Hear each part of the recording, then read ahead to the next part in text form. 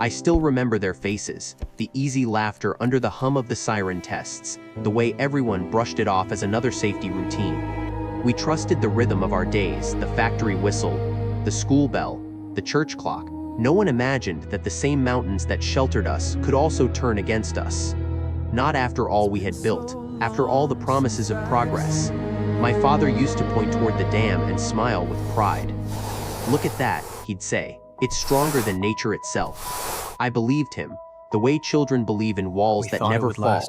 In the evenings, the town glowed with small, steady hopes, the bakery's warmth, the sound of dinner plates, talk of pay raises and wedding plans. We dreamed aloud because it felt safe to dream. Yet danger was already moving, quiet as breath beneath the floor. It didn't come with thunder or flame, it came with stillness. The kind of silence you only notice too late, between two radio songs, in the pause after a spoon hits a cup, in the hush before sleep. That night I heard nothing unusual, and in that nothing everything changed. When the mountain gave way, it didn't roar, it whispered. And that whisper took everything I loved. In those days, life felt simple, the kind of simple that makes you forget time is moving. We woke before the sun, when the valley was still wrapped in blue mist, and the smell of coffee filled the house. My mother poured it into chipped cups, her hands warm from the stove, while my father read the paper, clearing his throat at the headlines. We talked about weather, bills, and dreams small enough to hold. A new fence, a better harvest, a radio that didn't crackle. Nothing ever changed, and that sameness was the beauty of it. Outside, the world sang its ordinary tune, my mother humming as she hung white sheets that snapped like sails, neighbors shouting at soccer scores through open windows, a baby crying, a dog barking, a love song spilling from someone's radio. It was noise, but soft noise, the kind that wrapped you in safety, that told you life was still predictable.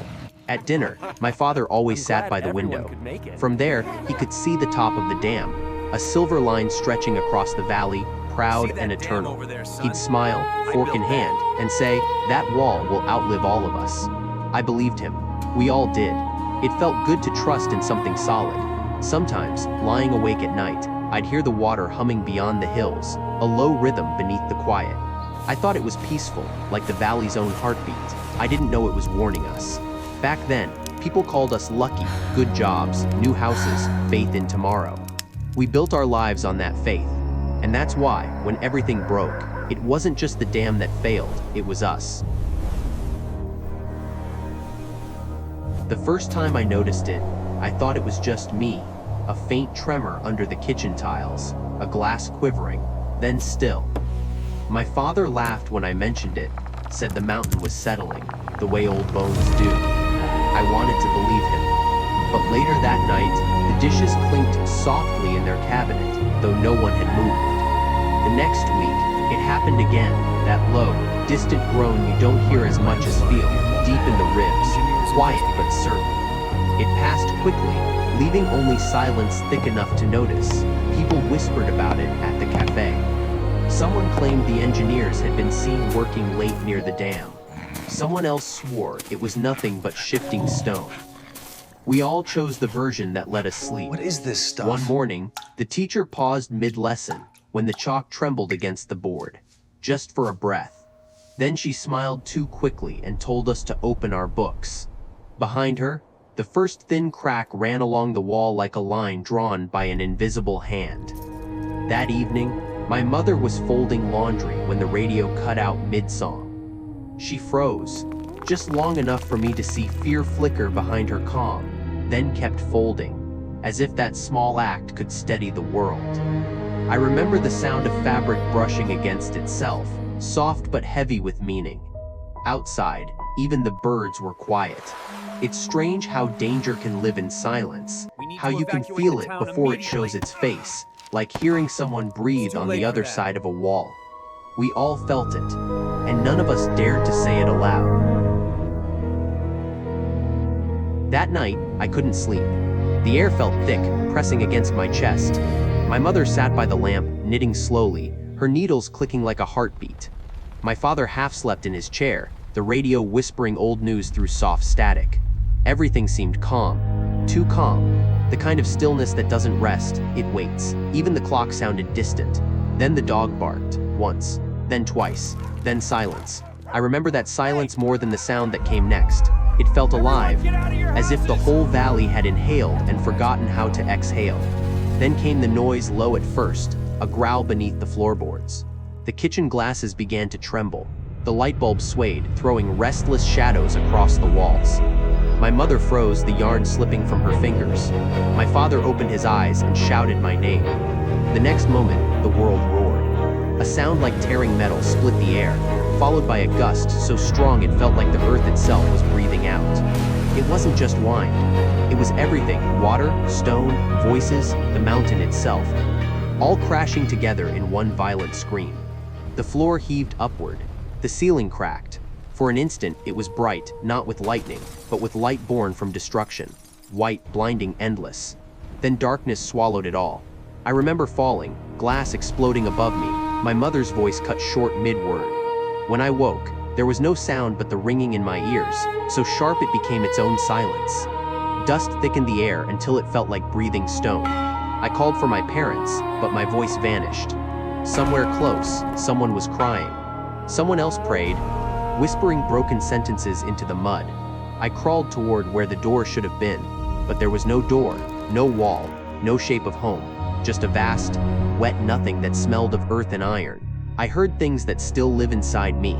A child calling for his mother, a man repeating her name until his breath ran out. Beneath it all, the mountains still moved, rumbling like a heart refusing to stop. When the wave passed, it didn't fade, it simply ended. No echoes, no fire, no cries, only silence. The kind that doesn't mean peace but absence. The kind that arrives when the world forgets how to sound. I lay there until dawn, unable to move, afraid that if I did, the ground would wake again. The first light was pale and cold. The valley was gone, only mud and broken wood where life used to be. And in that stillness, I realized the world had settled, just not the way we believed. When I woke, the world was quiet, not the kind of quiet you pray for, but the kind that comes after something has taken everything. I don't remember standing up, only the moment I realized the air no longer smelled like air. It smelled of earth and stone, wet and heavy, mixed with the faint metallic scent of things that used to be home. The place where our house had stood was gone. The street, the trees, the familiar corner with the cafe, all gone. I called their names, my voice thin, breaking apart in the air that refused to carry sound. A shoe half buried in the mud. A photo torn, its edges curling in the wet. A hand I thought I recognized, but it didn't move when I touched it. The silence pressed down, thick as fog. Even my breathing sounded wrong, short, uneven, like I was afraid it could shatter the air. Somewhere far off, something dripped, steady and hollowed. I started walking, though I didn't know where I was going. I think everyone who survived did the same. We moved like ghosts through what was left, as if by walking we could remind the world it still existed. The mud clung to my legs. The sky was colorless, pale as ash. Smoke rose where the town used to be, not in flames but in whispers. Every step felt borrowed. The dam still stood in the distance, tall, silent, untouched, while everything beneath it lay broken. Somehow, that was the cruelest thing, the symbol of our safety still there, watching over the ruin it had helped create.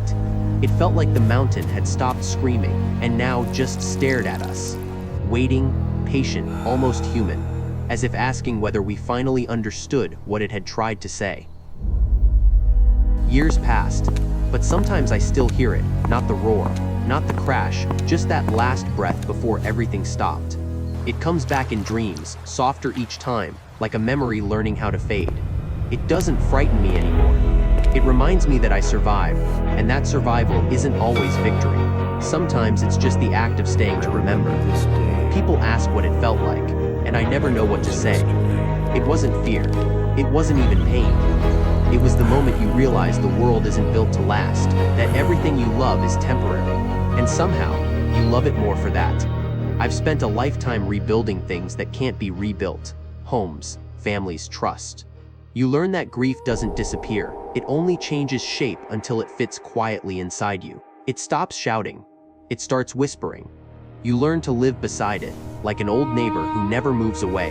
When I return to what's left of the valley, I stand where my house once stood and close my eyes. I can still feel them, not as ghosts, but as warmth in the wind, as breath in the stillness. The air remembers. The soil does too. It's strange how loss can still feel like love. We used to say the dam failed, but it didn't. It stood untouched, proud and solid, while everything beneath it vanished. Maybe that's the truest symbol of all, how human pride outlasts human wisdom. The mountain fell, the valley drowned, and the wall remained, perfect in its silence, wrong in its endurance. It was us. I think now that the mountain wasn't angry. It was trying to speak, to remind us that nothing we build to defy nature will ever outlive it. Sometimes, the disaster isn't in the breaking, it's in believing we never could. I once wished I'd never heard that sound. Now I understand it taught me the most honest truth I know. Silence isn't empty. It's full of everything we never said in time. It wasn't the wave that took them. It was the silence that followed, the kind that never really ends.